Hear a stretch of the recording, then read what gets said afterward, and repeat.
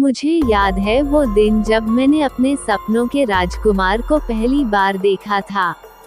मानो जमीन रुक गई हो और मेरे पीछे वायलिन बज रहा हो, और तभी उसने मुझसे आकर अपने ही घर का रास्ता पूछा।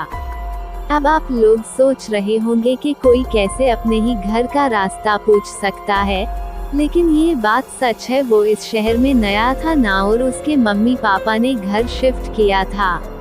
अरे मैं तो अपने बारे में बताना ही भूल गई। मैं यानी अकु यानी आकृति, और ये राजकुमार कोई और नहीं मेरे पति देव है यानी हिमांशु, और अभी 3 साल पहले ही हमारी शादी हुई है।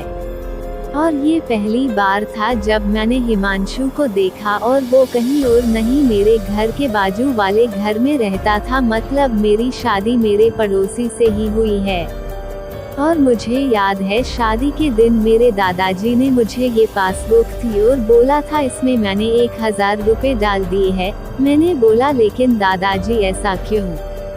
दादाजी ने मुस्कुराकर बोला कि मेरी रानी ये पैसे नहीं है, ये एक जिंदगी की किताब है। हिमांशु और मैंने एक साथ बोला किताब।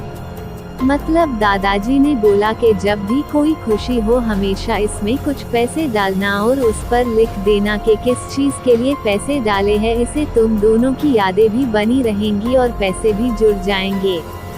लेकिन अब सब कुछ बदल गया। मैं और हिमांशु डाइवोर्स के लिए अप्लाई कर चुके हैं और हमें 6 महीने का समय मिला है।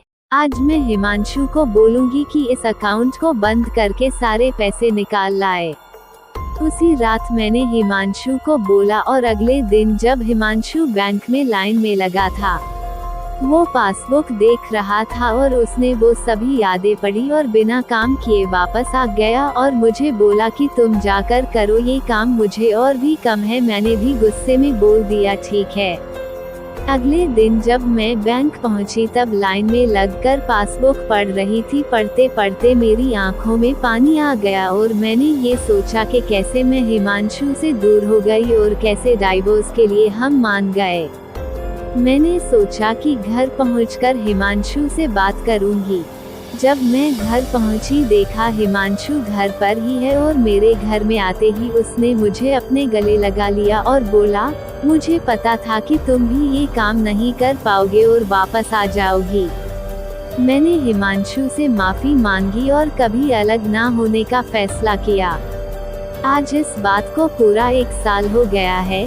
लड़ाइयाँ किसमें नहीं होती है, बात ये है उन सभी बातों को भूल के आगे निकल जाने की। अगर दादाजी ने ये पासबुक ना दी होती तो हम तो कब के अलग हो गए होते, बिना सोचे कि लड़ाई की जड़ क्या है। हम अपने सभी अच्छे पलों को भूल जाते हैं, लेकिन अब हम साथ हैं।